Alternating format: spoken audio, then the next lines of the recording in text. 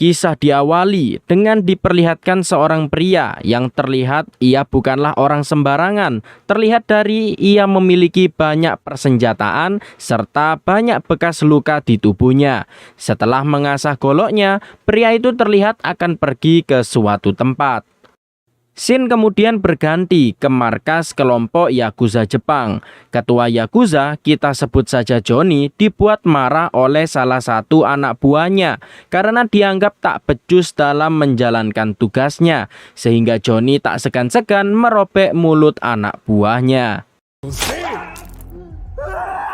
Tapi tak lama kemudian, kelompok Yakuza tersebut diserang oleh pria tadi yang ternyata bernama Sakata.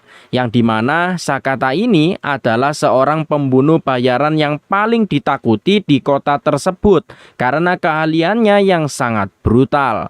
Di sana Sakata berhasil menghabisi semua anak buah Johnny tanpa sisa, hanya menggunakan goloknya.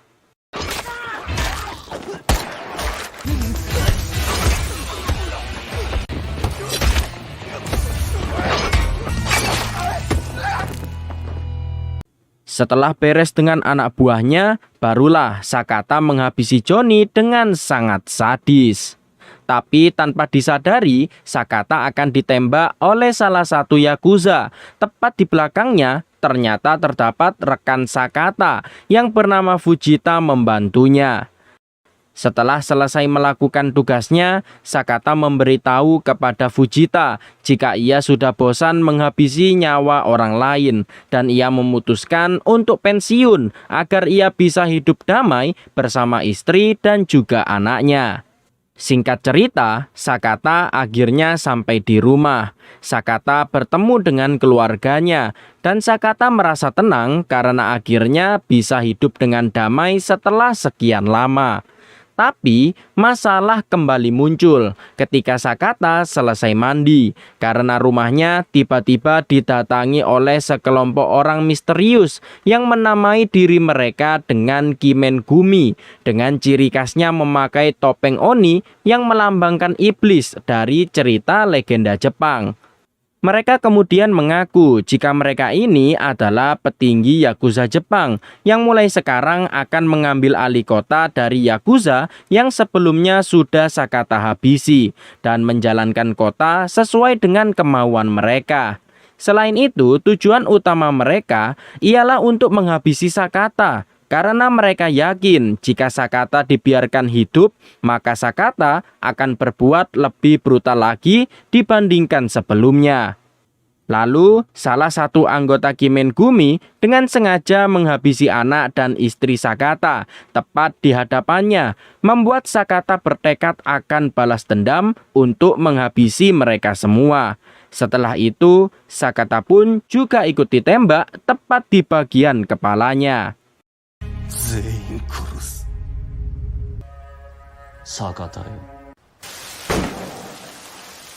Setelah itu, berita nasional mulai menyiarkan kejadian tersebut dan Sakata ditetapkan sebagai tersangka atas pembunuhan istri dan juga anaknya. Dan setelah melakukan pembunuhan tersebut, Sakata memutuskan untuk bunuh diri. Singkat cerita, 12 tahun kemudian, entah manusia atau bukan, ternyata Sakata masih hidup dan baru saja keluar dari rumah sakit penjara karena sebelumnya ia ditetapkan sebagai tersangka atas kematian istri dan juga anaknya. Namun akibat tembakan di kepala sebelumnya, saat ini Sakata mengalami lumpuh total sehingga ia tak bisa melakukan apa-apa. Beruntung, ia mempunyai rekan yang sangat baik, yaitu Fujita, yang menyuruh anak buahnya untuk merawat Sakata. Di sisi lain, kita diperlihatkan seorang wali kota dari kota Shinjo, Jepang, yang sedang menjalani konferensi pers. Dalam wawancaranya, Pak Wali Kota mengatakan, jika ia saat ini sedang membangun sebuah kawasan elit bernama Mahuroba yang diperuntukkan bagi warga lokal dan para turis yang ingin jalan-jalan di kota Shinjo. Lalu seorang wartawan mencoba menanyakan tentang berita meningkatnya orang hilang beberapa tahun terakhir, termasuk orang-orang yang menentang pembangunan Mahurobo juga ikut menghilang. Dan si wartawan berharap Pak Wali Kota bisa klarifikasi atas hal tersebut. Menanggapi pertanyaan tersebut, Pak Wali Kota hanya bisa menjawab jika itu adalah berita hoaks. Karena polisi tak pernah menyatakan pernyataan seperti itu. Dan jika terus berlanjut, maka si wartawan bisa dianggap mencoreng nama baik kota Shinjo.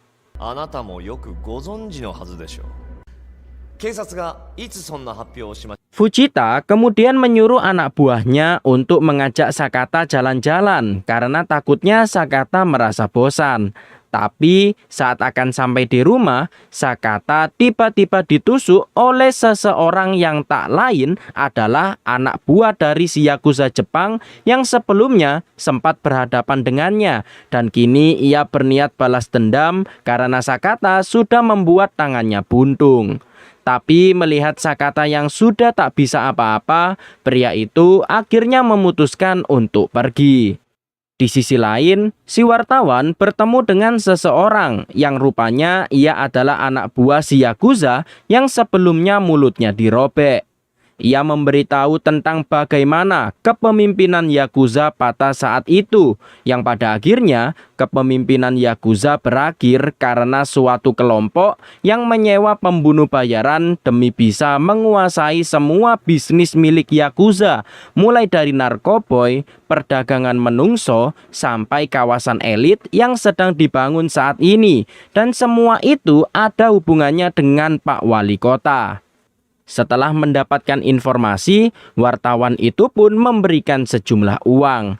Tapi tiba-tiba, tepat di depan mereka, sudah ada kelompok pria bertopeng yang berniat menghabisi mereka berdua saat itu juga, agar rahasia tersebut tidak terbongkar ke masyarakat.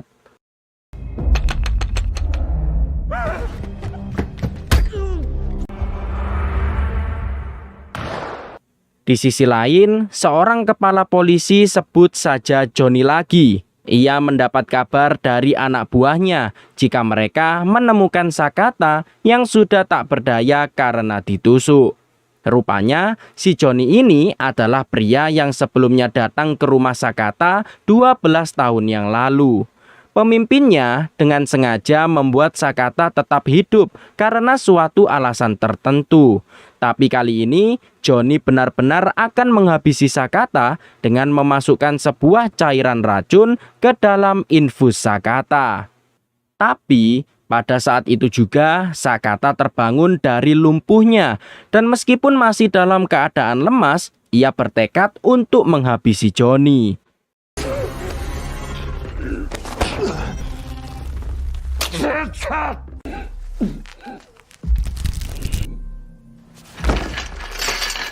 Tak lama kemudian, anak buah Johnny datang dan ia sedikit panik karena ia tak mau siapapun mengetahui siapa dirinya yang sebenarnya. Lalu Johnny menghabisi salah satu anak buahnya karena yang satu lagi adalah orang dari kelompoknya juga.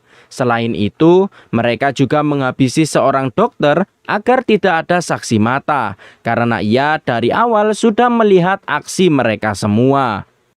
Sakata kembali bangkit dan meskipun Sakata belum mengeluarkan seluruh tenaganya, dia berhasil melawan bahkan menghabisi mereka berdua.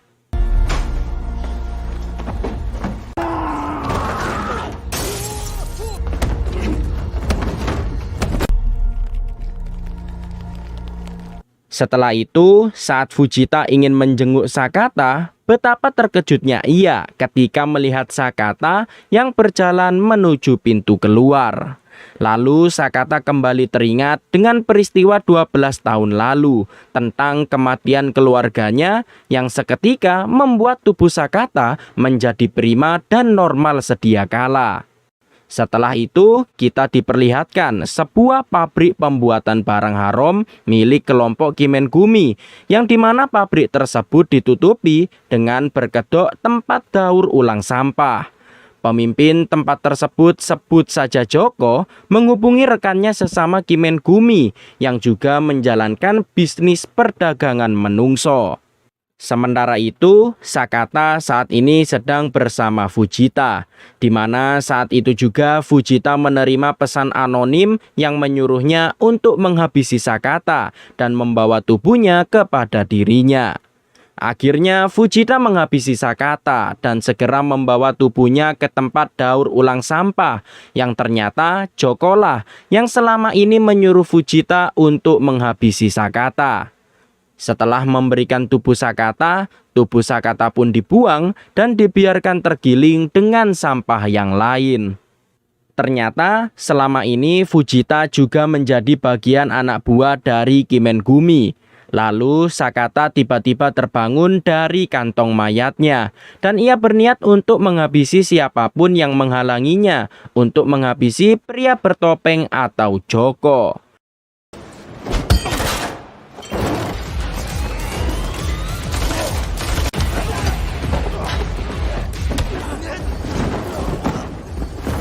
Nyatanya, Joko sudah ada di luar dan ia sudah bersiap untuk meledakkan seluruh pabriknya hanya untuk menghabisi satu orang, yaitu Sakata. Ledakan tersebut terlihat oleh pemimpin Kimengumi dan ia mengucapkan terima kasih kepada Joko karena sudah rela menghancurkan pabriknya demi menghabisi satu orang, yaitu Joko. Tapi ternyata menghabisi seorang Sakata tak semudah itu karena Sakata masih hidup dan bisa berjalan dengan sangat normal. Saat akan ditembak, Sakata kembali dibantu oleh Fujita yang menabrak Joko dengan sangat keras. Fujita kemudian mengaku jika selama ini ia sudah mengkhianati Sakata dengan memberitahu kepada kelompok Kimengumi tentang keluarganya. Sehingga tanpa pikir panjang, Sakata pun langsung menghabisi Fujita. Setelah itu, Sakata membawa Joko ke sebuah tempat untuk diinterogasi. Namun sekeras apapun Sakata menyiksanya, Joko masih tetap tutup mulut dan setia kepada atasannya.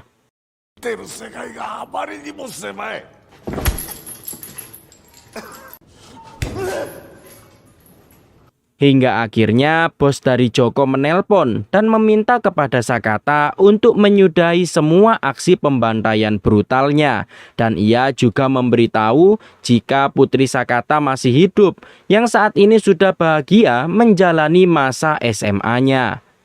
Yang ternyata pemimpin dari Kimengumi ini adalah Pak Wali Kota yang bernama Sunohara. Sunohara memperingatkan Sakata untuk menghentikan aksinya karena jika tidak ia akan melakukan apapun yang ia mau kepada putri Sakata. Meski begitu Sakata tak peduli dan ia tetap menghabisi Joko dan saat ini tujuan Sakata adalah mencari putrinya.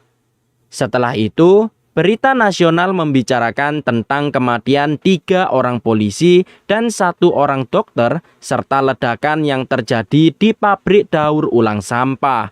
Dan dari semua kejadian itu, Sakata dianggap tewas dalam ledakan pabrik. Berita tersebut juga disaksikan oleh putri Sakata yang bernama Ryo. Selama ini, Ryo dirawat oleh anggota Kimengumi yang bernama Kanta. Kanta kemudian dihubungi oleh Sunohara untuk segera mencarikan Sakata dan segera membawanya ke hadapannya jika berhasil menemukannya. Di sisi lain, terdapat seorang asisten kepolisian bernama Takigawa, yang dimana ia dikejutkan oleh Sakata yang sudah berada di dalam rumahnya. Karena hubungan mereka berdua dulunya sangat dekat, Sakata meminta informasi tentang kepala polisi yang sudah ia habisi. Takigawa dulunya adalah bawahannya, hingga suatu hari istri Pak Kepala Polisi meminta bantuan Takigawa untuk memata-matai suaminya karena sering keluar malam.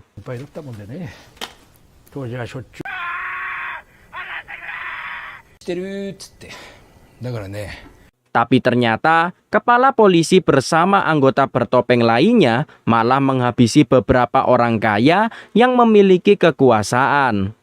Mendengar orang yang dihabisi adalah direktur di perusahaan keamanan Mahoroba, tanpa pikir panjang, Sakata langsung datang ke tempat perusahaan keamanan untuk mencari putrinya. Dan Sakata seorang diri menghabisi beberapa petugas yang bekerja di sana dengan alat seadanya.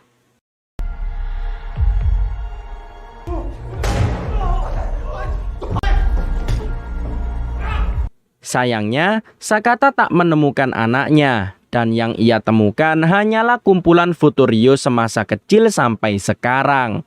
Hingga akhirnya Kanta datang dan memilih untuk berbicara kepada Sakata dan memintanya pergi karena ia tak mau terlihat jahat di depan Ryo. Dengan perasaan dendam, Sakata pun mulai menyerang Kanta.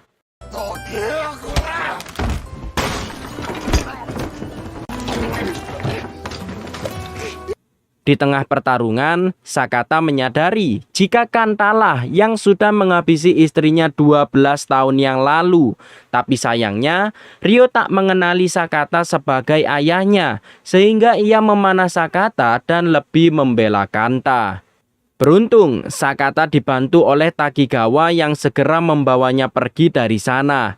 Dirasa sudah aman, Takigawa pun segera mengobati Sakata yang terluka cukup parah. Lalu Takigawa mendapat telepon dari Sunohara dan berbicara kepada Sakata untuk segera datang ke Mahoroba saat itu juga, jika ia masih ingin melihat anaknya tetap hidup. Tanpa pikir panjang, Sakata pun segera pergi ke sana meskipun dirinya masih terluka. Sebelum pergi ke Mahoroba, Sakata mampir terlebih dahulu ke markas lama miliknya, di mana ia mengambil sebuah golok untuk membantai para musuhnya nanti. Singkat cerita, Sakata yang sudah sampai di sana berhasil mengelabui para penjaga, sehingga ia seorang diri menghabisi para penjaga yang ada di dalam menggunakan goloknya.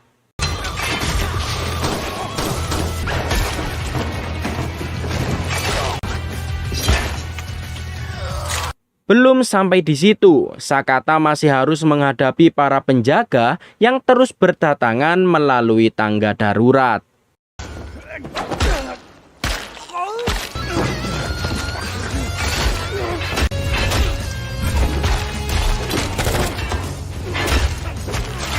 Masih terdapat banyak penjaga yang menunggu. Namun meski begitu, Sakata berhasil menghabisi mereka semua yang nampaknya mustahil bagi seseorang untuk melakukan hal tersebut. Sakata kemudian kembali bertemu dengan Kanta, dan Kanta hanyalah kroco karena Sakata bisa mengalahkannya dengan mudah. Sakata akhirnya kembali bertemu dengan anaknya. Namun Ryo masih tak mengenali Sakata, dan Sakata sendiri tak sadarkan diri karena dipukul.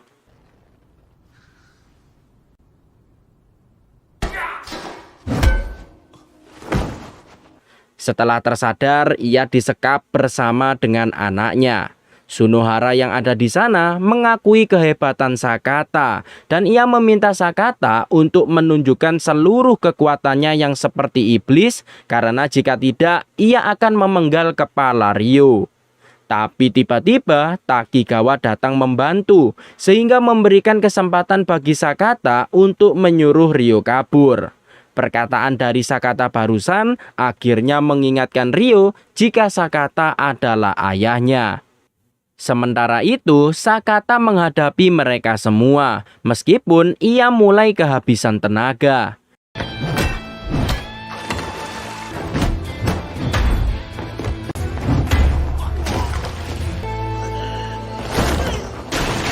Orang yang baru saja Sakata kalahkan adalah kembaran Sunohara, namun dengan muka yang memiliki luka. Setelah itu, Sunohara pun menjadi bos terakhir yang harus Sakata kalahkan. Tampaknya, Sunohara mengungguli pertarungan dan berhasil membuat tangan Sakata putus. Tapi Sakata tak putus asa dan bertekad menepati janjinya untuk balas dendam. Dan pada akhirnya, Sakata berhasil menghabisi Sunohara dengan satu tangannya.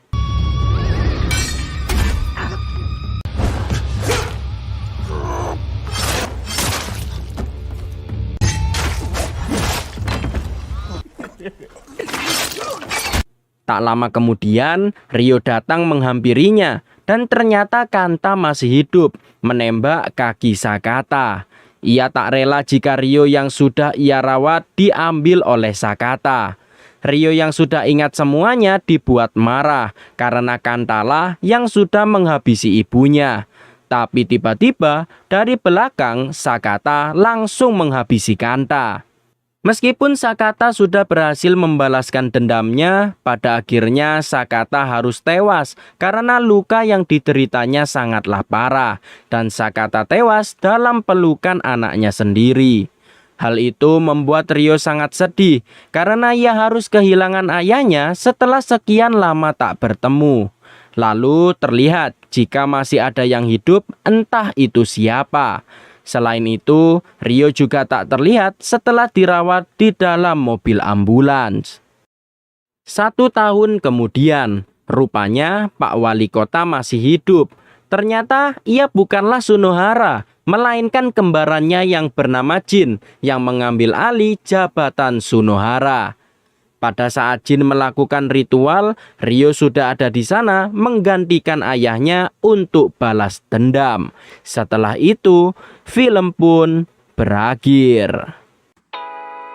Oke, segitu dulu cerita film kali ini. Jadi menurut kalian film ini layak ditonton atau tidak? Tulis pendapat kalian di kolom komentar. Jangan lupa subscribe biar nggak ketinggalan cerita film berikutnya. Karena Diplotify nonton film tanpa ribet.